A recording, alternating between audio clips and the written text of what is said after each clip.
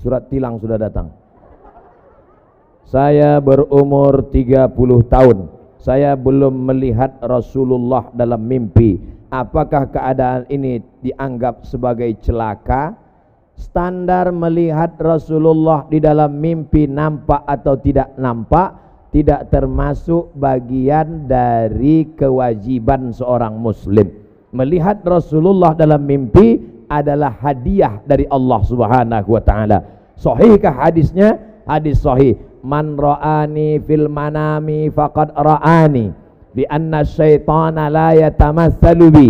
Siapa yang melihat aku dalam mimpinya, kata Rasulullah, maka sungguh dia melihat aku, karena setan tidak bisa menyerupai aku. Tapi orang yang melihat Rasulullah itu melihat karena ilmu, bukan melihat karena ngawur. Ustaz, tadi malam saya mimpi jumpa Rasulullah. Gimana bentuknya? Jenggotnya putih, rambutnya putih, kumisnya putih. Itu bukan Rasulullah, itu drunken master. Karena Rasulullah itu dalam kitab As-Syama'il Al-Muhammadiyah, jenggot dan rambutnya putih tak sampai 20 helai.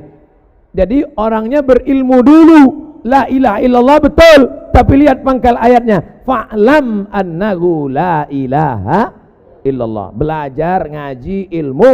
Kalaupun sudah mimpi jumpa Rasulullah, setelah mimpi jumpa Rasulullah itu menjadi tukang ngomong banyak bicara, atau hatinya makin khusyuk, menjadi orang yang makin banyak ibadah, atau justru makin sombong membanggakan diri. Melihat Rasulullah hati menjadi tenang, melihat Rasulullah sholat bertambah khusyuk, melihat Rasulullah hataman Quran makin bertambah, itulah kebaikan. Tapi kalau ngaku mimpi Rasulullah, makin banyak cerita, makin banyak bicara, amal berkurang, maka sesungguhnya kita sedang dipermainkan. Na'udzubillah. Amalan apa yang paling disukai Allah? Ditanyakan oleh Abdullah bin Mas'ud, ayul a'mal ahabbu ilallah? As-salatu ala waktiha, salat pada waktunya. Qultu summa ayyun, apalagi? Birrul walidain, berbakti kepada orang tua. Qultu summa ayyun, apalagi? Al jihadu fi sabilillah, salat pada waktunya. Anak bapak ibu tak perlu khawatir, zuhur tepat waktu, asar tepat waktu. Tapi subuh, maghrib dan isya tanggung jawab bapak ibu di rumah. Tanggung jawab siapa yang lebih besar, guru atau bapak ibu? Guru. Zuhur, asar, subuh, maghrib, isya, bapak dan ibu bertanggung jawab di rumah. Amalan apa yang bisa membuat kita mati husnul khatimah? Istiqamah. Makanya kata ulama tasawuf, al istiqamah khairum min alfi karamah. Satu istiqamah lebih baik daripada 1000 karamah. Bisa jalan di atas air, bisa terbang di atas awan, bisa bicara dengan binatang, mendengar tasbih pohon kayu. Kalau tak ada istiqamah, tak ada gunanya. Mudah-mudahan kita semuanya istiqamah. Aqwamuha wa in qalla, adwamuha wa in qalla. Sedikit tapi istiqamah lebih baik daripada banyak tidak istiqamah. Nah, oleh sebab itu maka kita amal istiqamah, insyaallah dapat husnul khatimah. Bagaimana cara menanamkan karakter baik pada anak didik sesuai ajaran agama Islam? Dipanggil satu-satu. Baca doa makan, Allahumma barik lana fima razaqtana wa qina azabannar. Baca doa pergi dari rumah, bismillahirrahmanirrahim, tawakkaltu 'ala Allah, la haula wala quwata illa billah. Baca doa naik kendaraan, subhanalladzi sakhkhara lana ma kunna lahu muqrin wa inna rabbina munqalibun. Baca doa mau tidur, bismika Allahumma ahya wa amut. Baca doa bangun tidur, alhamdulillahilladzi ahyana ba'da ma amatana wa ilaihin nusyur. Hafal doa tapi tidak pernah berdoa. Ada enggak ini? Hafal doa tapi tidak pernah berdoa, karena doa hanya teori. Maka cara mendidik adalah praktek, bukan teori. Ketika mau makan langsung Allahumma barik lana fima razaqtana wa qina azabannar. Ketika mau keluar rumah langsung bismillahirrahmanirrahim, Allah. Ketika mau masuk WC langsung Allahumma inni a'udzubika minal khubuthi wal khaba'ith. Ketika akan tidur langsung bismika Allahumma ahya wa amut. Jangan dibaca sekarang, nanti itu tidur. Jadi jangan teori-teori, langsung prakteknya. Akhlak itu bukan teori. Akhlak menurut bahasa, akhlak menurut istilah, akhlak menurut etimologi, akhlak menurut terminologi. Bukan itu, praktek langsung. Apa yang harus saya lakukan apabila teman saya pacaran, sedangkan kita sudah menegurnya berkali-kali? Mudah-mudahan yang pacaran putus. Mudah-mudahan yang udah putus nggak nyambung lagi. Hai yang pacaran, yang pacaran itu yang rugi perempuan. Bonceng sana, bonceng sini, bonceng sana, bonceng sini, masuk angin gembung. Yang muntah-muntah laki-laki apa perempuan? Perempuan. Yang hamil, yang malu laki-laki apa perempuan? Perempuan. Yang melahirkan anak meregang nyawa laki-laki apa perempuan? Perempuan. Kalau kebetulan nasibnya jelek, mati melahirkan, perempuan. Maka kalau perempuan tidak mau, mustahil laki-laki bisa pacaran. Kalau kau gagah perkasa, bukan dengan badanmu yang berotot. Kalau kau gagah perkasa, bukan yang berani membonceng. Kalau kau gagah perkasa, datang ke rumah ayahku, katakan kupinang kau dengan bismillah. Kalau kau gagah perkasa, datang ke rumah, bawalah seperangkat alat sholat dan kitab suci Al-Quran. Oleh sebab itu maka pendidikan agama menjadi modal utama. Tapi kontrol orang tua juga luar biasa. Mudah-mudahan anak-anak kita diselamatkan dari pacaran-pacaran.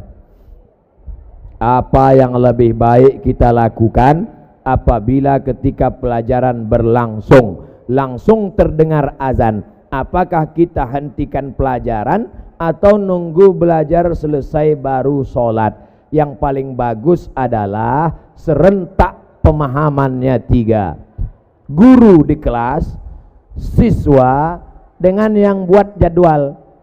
Jadi kalau 3 ini serentak seragam, insya Allah ketika jam pelajaran berakhir jam 12, jam 12 lewat sekian azan 11.40 ke 12 30 menit, oke, tak masalah.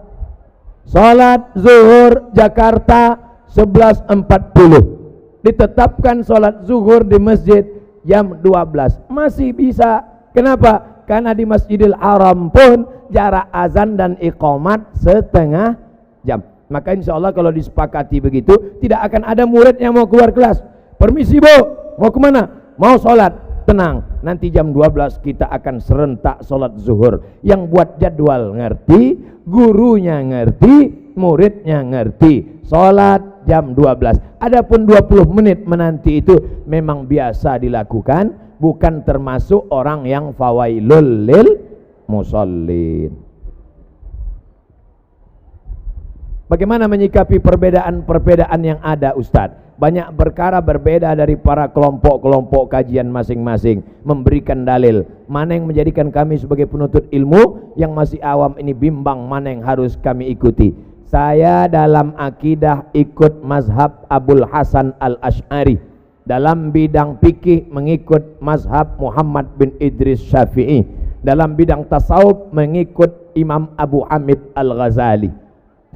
Tapi saya tak menyalahkan kawan saya yang ikut Imam Maturidi.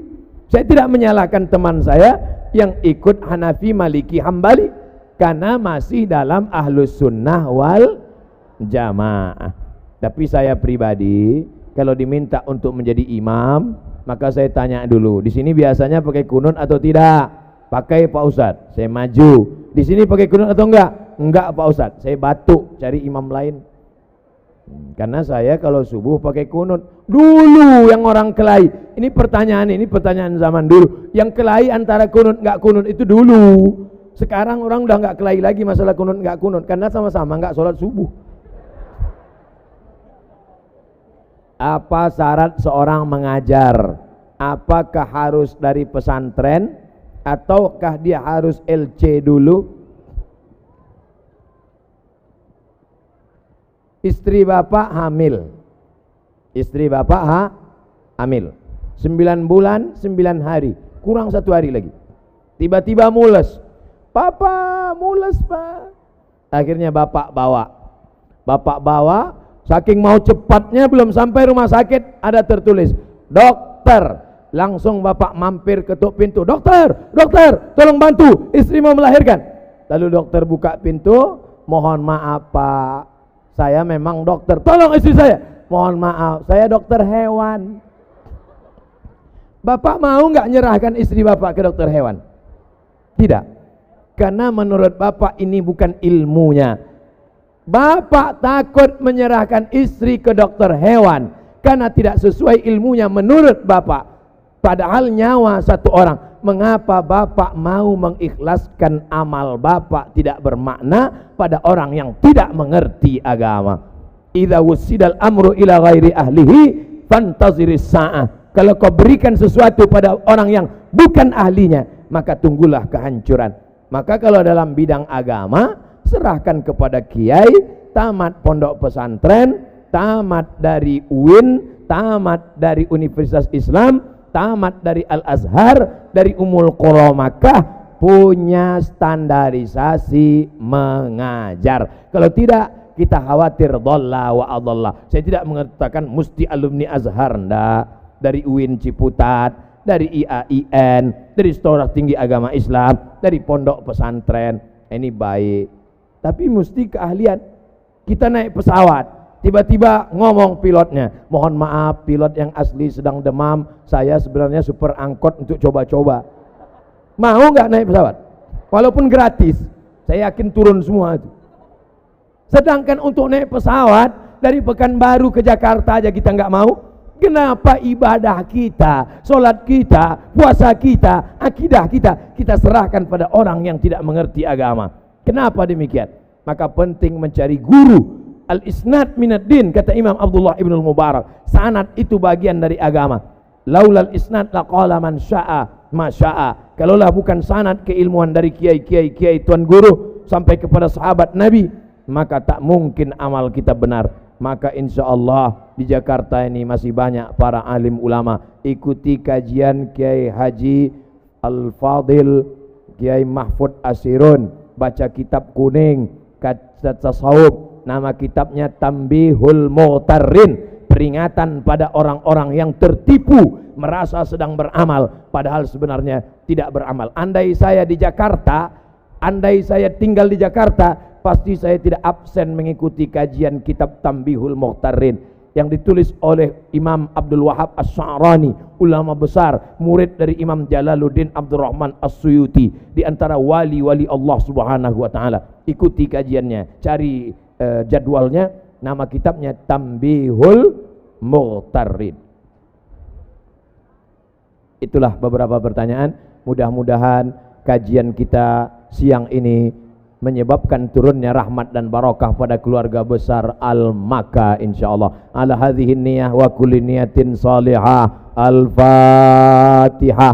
A'udzubillahi minasyaitonir rajim. Bismillahirrahmanirrahim. Alhamdulillahi rabbil alamin. Ar-Rahmanir Rahim. Maliki yaumiddin. Iyyaka na'budu wa iyyaka nasta'in. Ihdinas siratal mustaqim. Siratal ladzina an'amta 'alaihim ghairil maghdubi 'alaihim waladdallin. Amin. Puncak dari pengajian adalah doa, karena majelis kita ini diaminkan oleh para malaikat. Aminkan doa Kiai As-Sahibul Fadilah Kiai Haji Mahfud Asirun. Aminkan. Khusyuk, mudah-mudahan Allah mengabulkan doa kita. Terima kasih. Assalamualaikum warahmatullahi wabarakatuh.